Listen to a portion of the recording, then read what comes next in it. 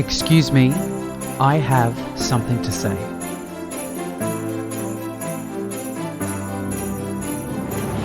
This is the podcast where we have real and open conversations about life and everything it throws our way. I'm your host, Sean Philip Naylor, and you can join me each episode as I talk with inspiring people who also have something to say. You can also join in on the conversations by contacting me directly through the show's official social channels, Instagram, Twitter, and TikTok at excuseme_pod, Facebook and YouTube, search Excuse Me, I Have Something to Say, or visit our official website, excusemeihavesomethingtosay.com. As always, all links are embedded into the show notes for you, and don't forget to click on that subscribe button. And if you're listening through Apple Podcasts, remember you can rate and review the show there.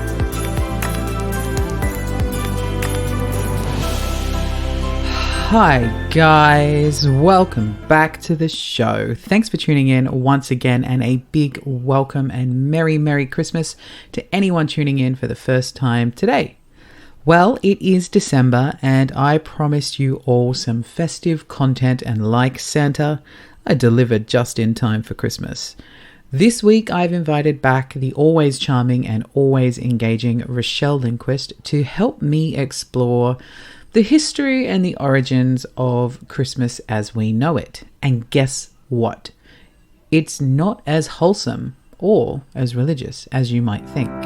From the origins of the humble Christmas tree and why we hang baubles on it, to the rambunctious festivities and traditions of Christmases past, we've got you covered. So join Rochelle and I now as we unwrap the history of Christmas for you.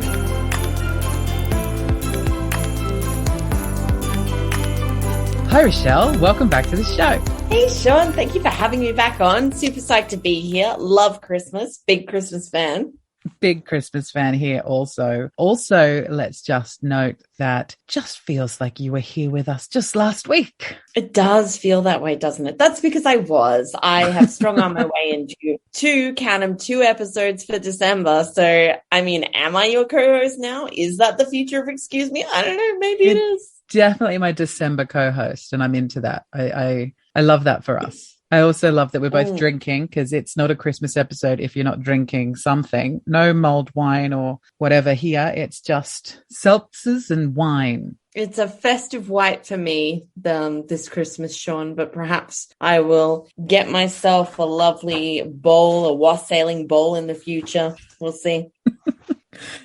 Don't worry, dear listeners. This will all make sense. So obviously we are delving into the history of Christmas. You have been a fan favorite for the listeners for a long time now, pretty much since I'm going to say your first episode, but mainly when we delved into the history of Halloween, which was so much fun. But now we've got you back for another history lesson. Let's also just note that Rochelle is not a historian. Actually, I am an art historian. That was what I studied at university. So I am technically an art historian, but I don't work as an art historian. As anyone who listened to last week's episode knows, I make memes for the internet. Don't downplay yourself. Your reels are up there. I love it. Okay. So I'm going to hand over to you for the start of our Christmas history. And please, Rochelle, tell me, when did Christmas begin? I mean, that's a hard one to answer because are we talking like the Christian version of what Christmas became and what we now know it to be, which is, you know, the tree that comes inside, you decorate it, you celebrate the Christ's birth, but you also give gifts and have like a big feast, and, you know, you carol and you have holly hanging up in the house and all that good stuff. Because if we're talking that is the culmination of, you know, at least 3 different holidays mashed together that only became the one holiday in all those traditions combined in about the 1840s. So prior to that, there was the kind of midwinter festivals and Yule, which happened in the Norse traditions and in Germany. The Yule log. Yule tiding. Bring me the Yule log. Yeah, bring me that Yule log. That sounds good. Let's throw that mother on the fire. Let's talk about that mother for a minute there. So the Yule log was the Norsemen. Is that correct? Yes. I got a thing right. The Yule log was the Norsemen's tradition, and it was super cold, super chilly. So they would bring in a giant Yule log and set fire to that mother and let it burn. Let it burn. Burn. It's really interesting because they actually dragged in the largest, thickest trunk tree they could find, and that was a Yule log. And then they stuck one end in the fireplace, and the rest of the tree stuck out into the room. And they lit that, and then they slowly burned it. Yeah, it was very much a safety hazard, fire hazard. Like, they did not care about that kind of stuff like that. So their houses were made of wood. Danger. I know, it was very dangerous. But they would burn it for, there are different traditions. Some said it was for 12 nights, and that's the 12 nights of Christmas, which stretches from the 21st, which is the actual kind of solstice, when you have the shortest day and the longest night, through till New Year's. So that was the 12 nights that they had there. But some people said it burnt for 12 hours at a time. What they would basically do with that tradition of the Yule log was they would continue to move the tree into the fireplace as it burnt down. And then what was left of the Yule log was saved, and it was put in a special place somewhere in the house. And the next year at Yule time, they started the fire with the remnants of the previous Yule log and then followed it through. So it was this continuous tradition of that burn that happened, from one Yule log down to the next one, year in, year out. They believed that the Yule log actually gave them divinations into the future. So every time there was pop or a crackle or a spark that came off the Yule log, they thought that would be the birth of a little, piglet or a little calf in the springtime. Because obviously, like you said, it was freezing cold. When we're not talking Australia weather for Christmas, we are talking midwinter in places where it snows, and it is harsh and it is hard. And these traditions arose for a need to celebrate and look forward to the sunlight coming back. And that's why they harvested and killed the cattle as well, because they couldn't support them through the whole winter. They'd have to feed them. They wouldn't get anything out of them. So they would kill them then. They would have meat for the winter, and then they'd hang on to a couple, breed them for the next spring. So, yeah. There you go. The Yuletide brings you a giant log and lots of dead cattle in the snow. Yeah, a lot of snow, a lot of meat. Dumb it down, Sean. Dumb it down. Bringing it right down. Love that, though. Love that. Now, when I was watching, you sent me some really cool links to some YouTube videos and things about the history of, I keep wanting to say the history of Halloween. That was last year, the history of Christmas. And one of the things that sort of, I guess has in similarity with our Halloween special, and ready, I'm going to alienate and upset a few people right here, right now, is that those bloody Christians came and took another holiday off of everyone. I know, just nicked it off. What happened is that they basically could not stamp out what Christmas was, and Christmas, as it's actually, originated and came from before it became this family-friendly thing.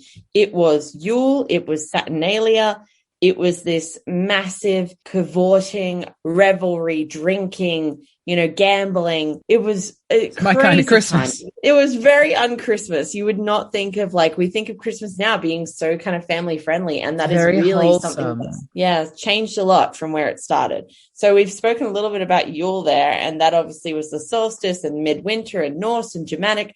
That's where our original Christmas trees came from, because not only did they burn the log, but they brought in an evergreen and they decorated it, because they were basically trying to entice the tree spirits back from the woods so that they would want to come back for spring, and they would have an abundant sort of spring, and they would overindulge, they would overeat, they'd overdrink, because celebrating in this way was a way of honoring Odin, who was the kind of guy for that period and the god. And it was a way to encourage abundance for their spring, because they would be abundant in their winter to kind of forecast for an abundant spring.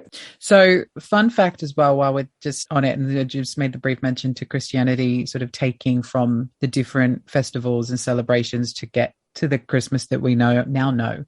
So the Christmas tree comes from the Yule log and the Yule tree, and they would hang. Did they hang anything on the Yule tree? So in the German tradition, which is where the tree came from, they had a kind of I think there was a bastardization that happened when Christianity became more widespread in that part of Europe, where to try and work in the holiday, the Yule holiday with Christian Christmas, they started hanging apples from the tree, which is what we ended up with apples from. Was Adam and Eve.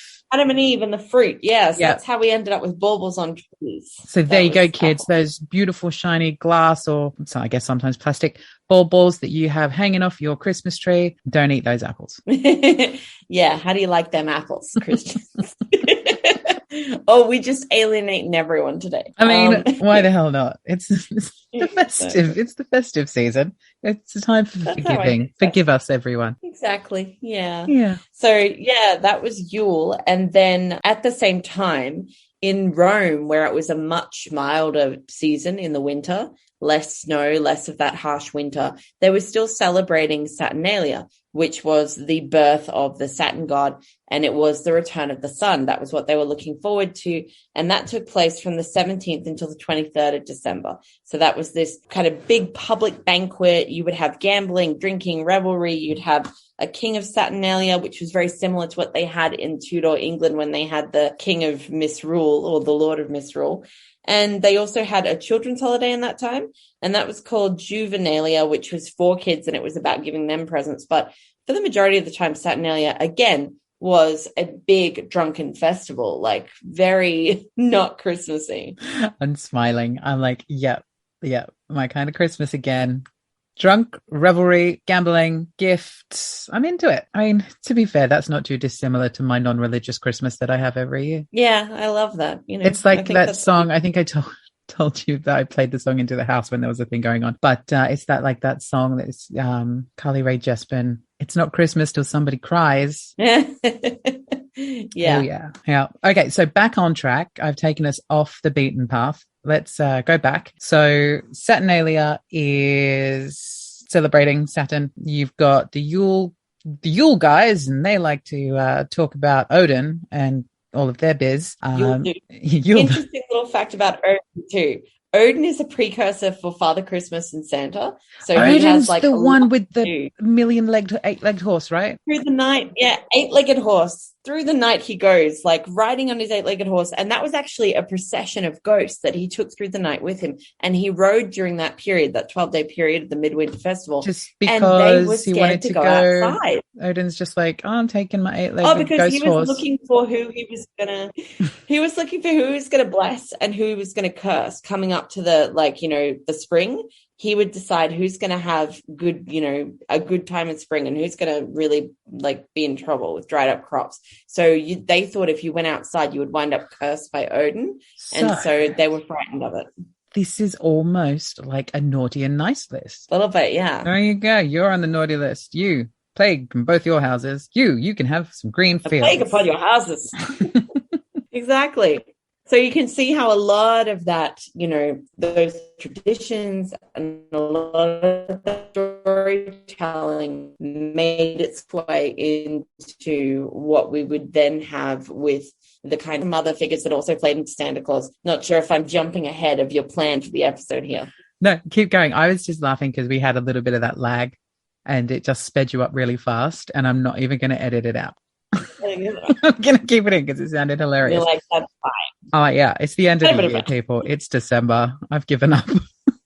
We're getting loose on this Christmas episode. I've had a whole glass of wine. Do you know what that means? That means I'm going to be very excited about my descriptions for the different Santa Clauses. So we've got Odin. We've talked about that guy, Norse dude, Germanic people. We're talking wintry snow. We're talking blue robes, long gray beard, in the sky on a processional with ghosts and riding this eight-legged horse, which would later become your eight reindeer. So that was where the Norse tradition came in with that.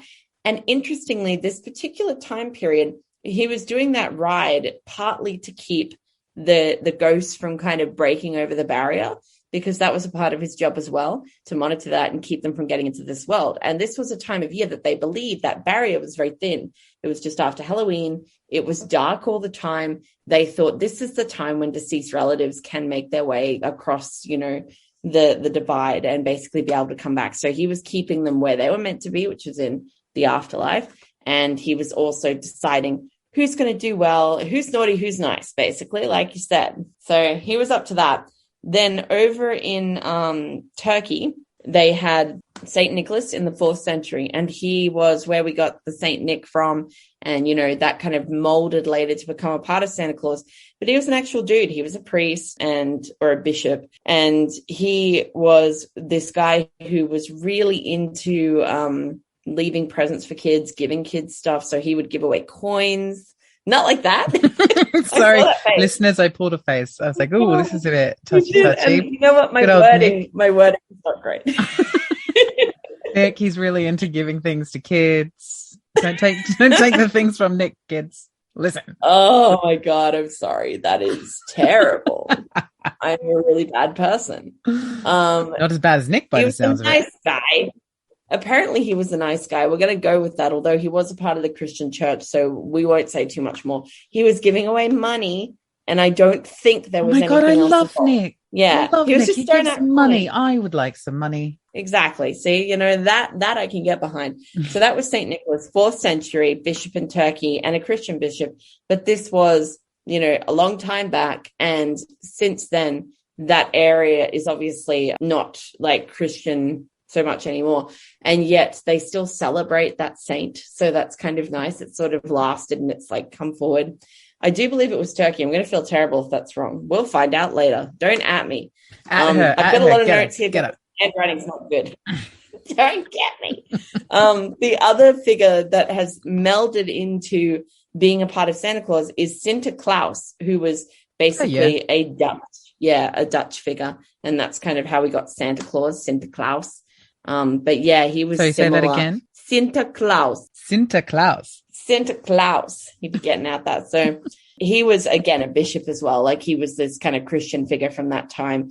And he had kind of become associated with gift giving and, particularly giving gifts to children and stuff like that. So it kind of melded a lot because, the Dutch Sinterklaas and then Odin, that was quite nearby in Europe. And those two things kind of melded in a lot of the traditions where they would sort of think of the two together. You would hear stories that combined elements of both of those histories, which is how we wound up in the 1800s getting the night before Christmas. So that is the first time that we had an established mythology for Santa in the way that we think of him now, which is obviously that dude who's like out there on a sleigh with reindeer and he goes down the chimney. Yeah. All that stuff was not like from... Yeah. So it has little chunks and pieces, like you say, that's inspired like the things like with Odin flying through the sky, the 8-legged horse. But it is a result of The Night Before Christmas, which was written by Clement Clark Moore in 1822 in New York. And just so that for was where we got that from. And you can might not know, The Night Before Christmas is the short story. Would you call it a short story or more of a... It's really a poem. It was the night before Christmas and all through the house. No one was stirring, not even a mouse or something like that. That's the one. I used to love that when I was little. Mum used to read it too. I'm sure she did. I'm probably making this up now. It's probably like a memory that never happened and I just wished it did. It's definitely I was a little boy and I was sitting in my bed, like listening. My mum would come and she'd read the story. It was the night before Christmas. No, I know she did this. I'm not making it up. She did it. Then there was also, just while we're talking personal stories, this one time when we were kids and we lived in WA, and I'm pretty sure Mum and Dad just wanted to drink wine and have us in bed, and it was Christmas Eve. And Dad went outside and Mum was putting me and my sister to bed and she's tucking me in nice and tight. And then she's like, you got to go to sleep, otherwise Santa's not going to come. And then I heard bells jingling and I was like, oh, Santa's coming. And Mum was like, quick, you've got to go to sleep now. So I was like trying to rush myself to sleep. And then, it was Dad outside the bedroom. That is so amazing. My folks used to do that too. So they used to, they would like try and get us to go to sleep. And then, we would read stories and stuff before bed at Christmas time. But also Dad used to go up onto the roof and stomp around and shake bells so that we thought Santa had arrived on his sleigh and we would go straight to sleep. It was the most adorable thing. I remember. What a magical Now we're just getting down personal stories. As an adult, in the place I used to live, we were on the ground floor unit and we had a next door neighbor and there was people upstairs. And one Christmas morning, I'm 24 or something, and I wake up and there's a bottle of wine by my front door on Christmas morning, and somebody had put boots on and like put icing sugar or flour on the floor and left two like big man footprints in there. It was the cutest. It was my neighbor, but so lovely. That's so beautiful. Christmas brings out the best. Like yes, the night before Christmas, that's where we got those original, like that was back in 1822 in New York, and it was where he came up with the kind of mischievous elf. Like that's what Santa was when he first wrote that. That's right, because he wasn't a big jolly fat man. He was a little mischievous elf. He was a little mischievous elf in that first incarnation, and he had a sleigh and he had reindeer and he was wearing American fur, and that was where those things originally came from. Him coming down the chimney and stuff, all of that was from The Nightmare Before the Nightmare. I mean, it's a great film. But also Christmas is creepy, like an old fat man coming down your chimney. It's associated with a lot of ghosts. Christmas has actually like got a very dark history in that respect. And interesting fact, I found this when I was doing some other research on traditions. In the Ukraine, their tradition is not to decorate the Christmas tree with baubles and things and lights, but instead with spiders and spider webs, because there is a story about a poor mother who couldn't afford to decorate a Christmas tree. And in the morning, she wakes up and discovers that the spiders have decorated it for her, and it's all sparkling and pretty with the spider webs. So some creepy stuff. You really turned that around for me. I was out, and then you brought me back in at the end with the sparkly because of the spider webs. Yeah, I was out. I'm not going to the Ukraine for Christmas. Ukraine anytime soon, no. No, thank you. So, yeah, we had the night before Christmas that brought those traditions in about 1822. And like you said, he was an elf and not a jolly old fat man, but he became a tall, jolly old fat man. As we all do. As well, that just happens. But no, it was Thomas Nast, who was an illustrator, and he was contracted to start creating some illustrations for Harper's Weekly. And that was how we started to get the Naughty and Nice list came from that, living at the North Pole, being like a big jolly old fat man. All those little things that we associate with Santa Claus came from his illustrations, and he did them year in, year out. He was also a New Yorker, so another kind of tradition that came from, that part of America. And New York is so, for, a westernized Christmas image, you think New York. You got the Rockefeller Christmas tree. You've got cold, snowy, just amazingness. I want to go there, please, for Christmas. Let's go. All right, let's do it sometime. I love that idea. But I mean, did you know that Christmas had actually been outlawed both in America and in England at one point? Yeah, because because everybody's drunk and gambling and yelling at each other. And what was what was that tradition that they had? Was it in England where you were homeless and you could like knock on the rich people's door and go, "Let me in, I want all your good shit"? Yeah, basically. I mean, that was like the Lord of Misrule thing, kind of. They would pick, a pauper or a servant to be the Lord of Misrule, and he would decide things. But it was in Saturnalia, which had kind of grown and lived in the other parts of Europe as well, where you could just, if you were someone poor, the whole social structure got turned on its head. You became the one in charge. You could just demand your way in, and they had to give you all the best things. And I think it happened with caroling and wassailing as well. You were kind of required to, if you went to someone's door and you sang to them, they had to give you stuff, including the wassailing bowl, which was like this communal bowl of, spiced rum that they would pass around, and mead. Bees. No, they were giving them bees. Sick keys. It's not the 70s. Oh my God. No. It's taking a turn, guys. It's taking a turn. We're talking about a wholesome Christmas celebration here where you get to demand things from people, get drunk, and have sex in the streets. God damn it. No keys. No keys, gosh. Wouldn't have been out of place at that particular sort of Christmas back then, though. That makes sense. Did everyone have cards? Yeah.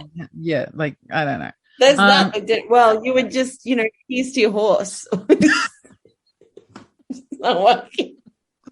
I apologize, listeners. We're going down a hole. Yes, the quality is deteriorating rapidly. Oh, dear. Okay, so where are we?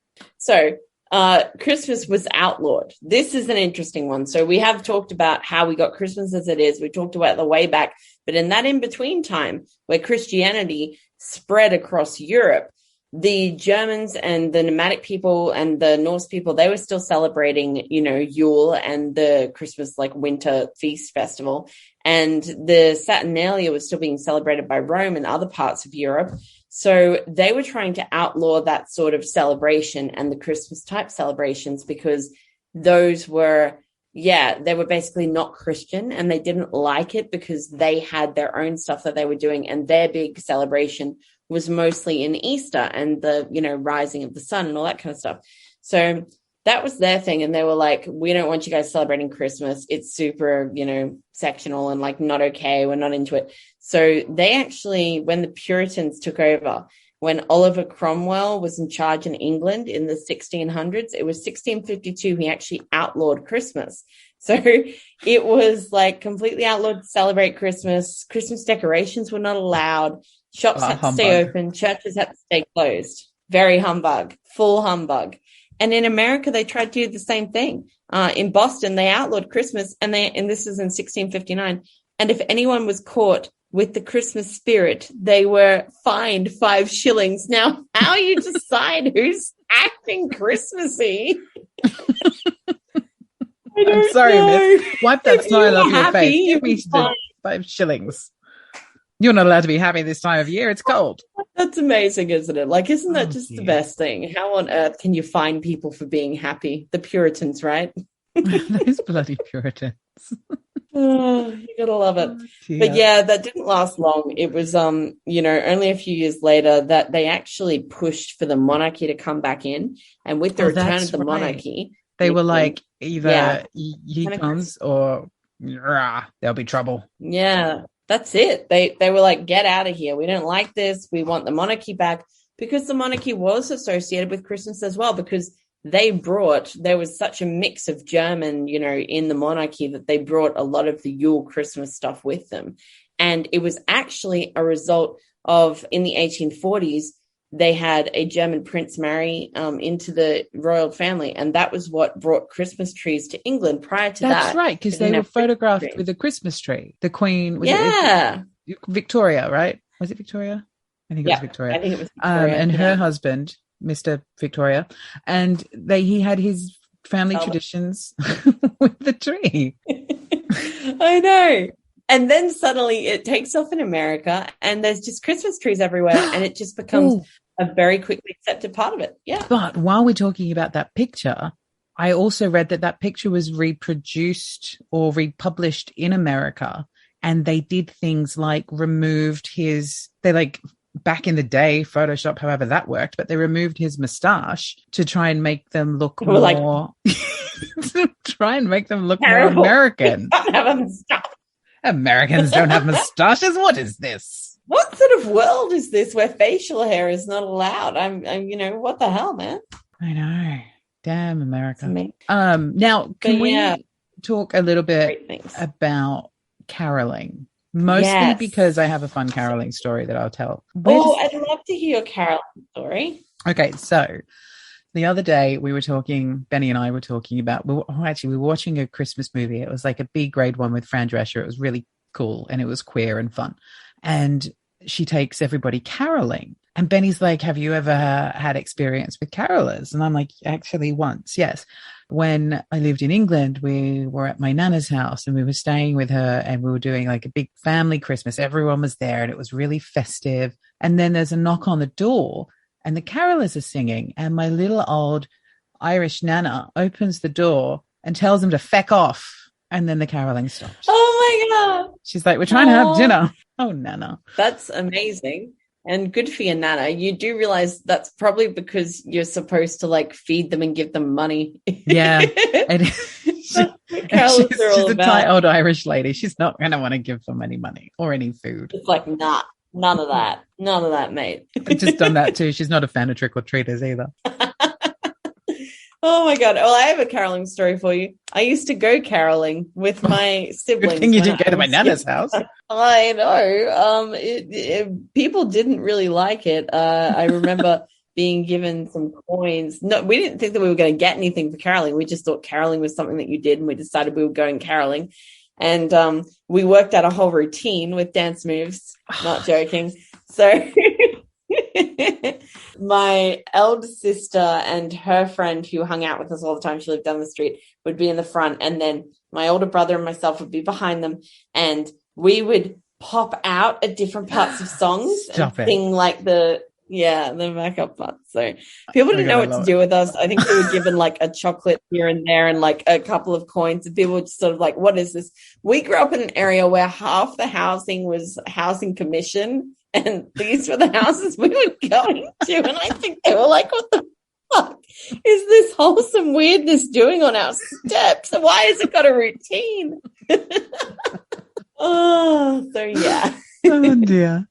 I can just picture a tiny you. Back to Christmas. New York made Christmas. They also know how to make coffee. Yeah. So they definitely contributed a lot to how Christmas turned out. And then like the next thing that has had a really big impact on what we see as the modern Christmas is A Christmas Carol by Dickens. The history of that's really fascinating. And it's actually quite ironic because there is such a glut of spending on things that we don't need that encourages spending kind of without thought and spending on brands and from places that are not very ethical that might have child labor, because the whole reason he wrote A Christmas Carol was in response to a story about child labor that had come out. And he was really concerned about the state of society and the way that they had a growing poor in England, and the middle class was forcing more people who were poor further down the ladder, meaning that, you know, they were not able to afford basic things that they needed. There was less of a cottage industry. They were moving towards the Industrial Revolution. All of these things contributed to it. So it's actually really ironic that one of the most famous Christmas movies that we still watch today, we don't understand that so much of what has been put together by that. I mean, it's addressed more to the employers in that and to the people higher up who had the power to change the experience of the working class. But now the power to change that experience is within all consumers' hands as a result of fast fashion. So it's actually a really interesting kind of parallel between the two times. Wowza. That's like your mic drop moment. I like that. Yeah, no, it is funny because we do still spend ridiculously. Like we were at the shops today, and I think the older I get, the more when it comes to getting people gifts for Christmas, I'm less likely to go and buy you a whole bunch of crap, more likely to actually ask around and see what you actually want or need. And so, I can safely say my gift giving in the past 10 years has gone from ridiculous amounts of shit that people don't need, but it's just fun and frivolous, to, okay, you need this, or you can't afford this, so I'll buy this for you. And, and that to me, as somebody who is giving gifts, is much more rewarding because, it's like today, I was buying a fragrance for my sister. Spoiler alert, Kim, you're getting a fragrance. And then the woman was like, who's all this for? And I was like, oh, this is for my sister. And she was like, oh, that's lovely. She's going to be so spoiled. And I was like, actually, she told me that she wanted it. So getting her something she wants, as opposed to just spending ridiculous amounts of money on everyone. Absolutely. And, I do have to say, I am someone who gets a little bit too carried away with Christmas. I love it. I love buying people things. I'm a really good gift giver, so I'm really good at picking things for people, and I love to win at doing that. I really love for people to open it and be like, wow, that's a great gift. So I'm a little bit that way, but I try to give more experience gifts, and if I'm buying a physical gift, I buy ethical if I can, or, as ethical as you can get, or secondhand, or I just sort of, I like plan something out and get something I know that they need and will use. So I try to be a little bit more ethical about that. I'm actually going to be doing a whole episode on Make It 10 Trace to Soy about a green Christmas, and that's going to include more ethical giving and all that kind of stuff. But it is hard to do, and I am definitely one of those people who gets a little bit too generous over Christmas. And I'm like, I have to make things for people, and everyone needs consumable chocolates and drinks as well as a physical gift or a, experience gift. Like I like to have that 3-part combo to a gift where it's not just one thing. It's like that with your favorite, drink and your favorite chocolates. So you guys, now you know why I keep her around. that's right. It's the only reason I'm here. I am not sending you gifts this Christmas, and I'm very sorry. That's okay. We're not sending you gifts either. We're sending you love and well wishes. Oh, I feel it. But yeah, so the History of Christmas Carol was interesting because he wrote it, and the original thing he set out to write in that autumn of 1843 was actually based on this story he had read about child labor, that this journalist friend of his had interviewed a bunch of different children who were working in these factories, and they're working 16-hour days. And it was, because there were no cottage industries anymore, and the burst of the Industrial Revolution had meant they had to move closer into the cities to get work. And then, they had to help support their families because their parents weren't making as much, because it was the death of the artisan during that period too. So smaller cottage stuff was not being done. And we've had a revival of that in more recent years. But it was a really rough time when the Industrial Revolution took off in the 1840s. And when he read that, he decided he wanted to write this treatise about, the position of wealth and our obligation if we were, well off, to the lower classes, because this kind of attitude towards the poor had arisen over the past few years that he had seen, where they were basically like, the rich people were basically like, oh, the poor are useless and they don't know what they're doing. And workers are workers and they're worth what they can do in the hour for you. And that's all they're worth. They're worth a penny to me. It was that kind of attitude. It was a dehumanization of the workers, and it really worried him. So he wrote something that was originally going to be called An Appeal to the People of England on Behalf of the Poor Man's Child. And then he realized that he would be better off, instead of writing this academic piece, to create a story that would inspire emotion and encourage them to think differently about it. And that was to target people like Scrooge, who were the middle class. They had some money and they were better off than most people, but they were not rich, and they were not poor. They were in between, but they made decisions that affected the very poor because they were employers for them. And his whole plan was to inspire this kind of Christmas spirit and to show the error of your ways if you only think about wealth and if you dehumanize your workforce. And the kind of incentive to change comes from that sort of, harrowing future that Scrooge has in the book. And when he does change and when he gives that raise to his employee, it means that he can then survive, and Tiny Tim is going to live because they can afford the money to look after him. So yeah. There you go. Tiny Tim. Tiny Tim. That was very interesting and very impassioned and empowered. I feel like you could talk about that till the cows come home. Well, I think it's a really interesting point, especially when we sort of exist now, like we said at the start of that, in this time of, frivolous spending, things like the Black Friday rushes, which happened since 2005, and people have been trampled in stampedes. Oh my God, people die. I mean, I'm sorry. I know. It's not worth it. I'm not going to die at Walmart. No, what's wrong with people here? It's really, really strange. And it's encouraged by a culture of hyper-consumerism and lack of care and lack of interest in the working class and what this does to them by participating in it and how that goes forward. So I just think it's especially relevant now. Yeah, I've worked in retail for the past however many years, and it's been really interesting to watch Black Friday grow and grow and grow. Every year it gets bigger and bigger and bigger. And it's not even, it's not even something that we've ever really done in Australia. It's an American thing. It's the sales after Thanksgiving. Thanksgiving. How can we have this holiday that has nothing to do with us? We don't even have the large department stores that they do, but the online sales has meant that it is seeped into Australian culture now. Yeah, but what's crazy about it is that it goes from being Black Friday, and then it's Black Friday to Cyber Monday, and then that seems to be your sale period. And then you have other retailers, I think Harvey Norman and places like that are doing Black Friday for the whole month of November. It's clearly bigwigs out there in retail just going, haha, you suckers are going to go out and spend money. Well, we're going to make the most of that. Yeah. Big business is to blame. That's what I say. Now, back to more festive things. Let's talk about Mr. Claus, Mr. Santa Claus. Mr. Claus. Mr. Santa Claus. We know him as the jolly fat man, the jolly larger man who wears red and ho-ho-hos.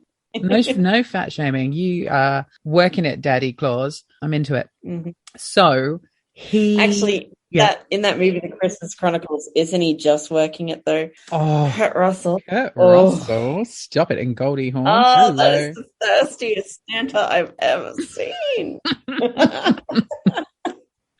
Okay, somebody get that girl a fan. She needs to cool down. Now I'm just thinking about Kurt Russell as Santa with his big beard and his beautiful grey hair. Okay, so Santa was not always the man we know. Now we did talk about him being a mischievous little elf, but he was commercialized by someone we all Yeah, know. that's right. He was commercialized, and it's fascinating because the commercialization of Santa starts early. It's about the 1850s, and American department stores see an opportunity to push the association of purchasing and gift giving and, overspending with Santa because he's the one who gives the gifts. And they realized getting fake Santas in their store would make all the difference to how much people were spending. So they started having fake Santa Clauses in department stores in America in the 1850s. And I was surprised it was so early on in the piece. Like, that's shocking to me. I thought it was much later. Well, I mean, it just shows again, like the people who are in charge of the big retail go, okay, well, this is going to get people in the shops. This is going to get their money out of their pockets and into ours. It's almost insulting that they use the image of Christmas, which is, I guess the spirit of Christmas, which is Santa, which is, gift giving to the kids things that they want, things that they need. And they've taken that wholesome image and bastardized it and turned it into this ridiculously over commercialized Santa Claus. I know in England, when I lived in England, nobody it was never Christmas until you saw the Coca-Cola ads come on with Santa looking, with his rosy cheeks and his little red nose and his big belly, and the Coca-Cola trucks, which are all lit up, driving through the snow. Like, that was perfect marketing. Let's just say that.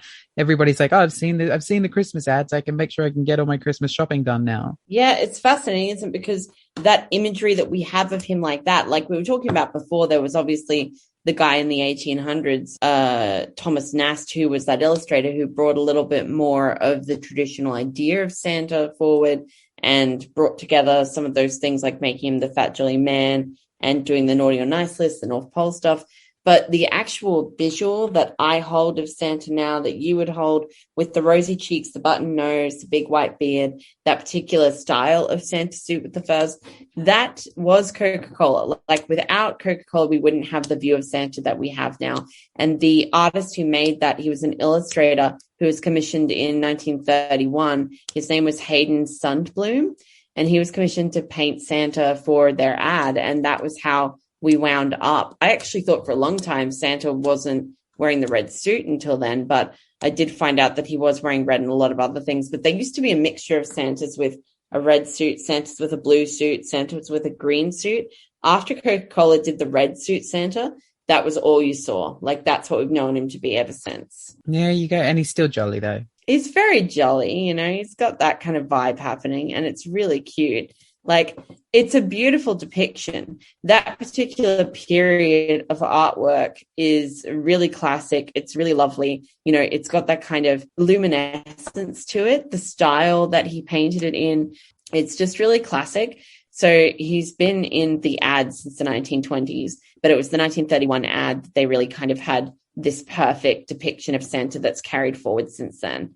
And it's just so strange that Santa is like associated with Coca-Cola. That's like really, really odd when you think about it. If there was ever a big beacon for the commercialization of Christmas, it was that. It was that moment in time, the 1930s.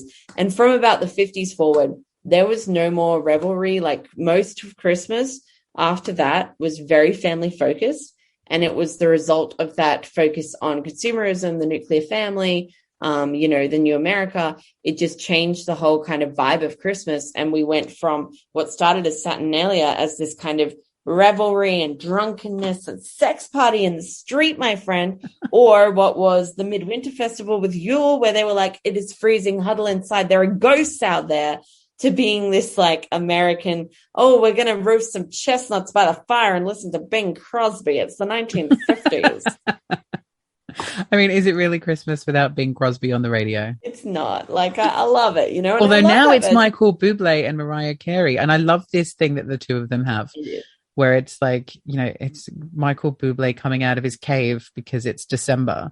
And Mariah Carey, like getting a new Christmas special with Mariah Carey every year. And now she's like the Christmas queen. And, you know, I think you have to embrace it when you become associated with something like that, because there's a certain amount of cheese, and it's something that a lot of people who are quote unquote serious musicians won't do. They won't do a Christmas album for fear that it will make them appear less serious in the eyes of the public. And so I feel like it can be a turning point where that's kind of it. But something I find really interesting is she and him have had like 2 or 3 Christmas albums, and it has zero effect on my point of view of them. And I think it's because they're already a little bit cheesy and fun. I don't know. I mean, I will take it with extra cheese. Thank you. Like, that's how I like my Christmas.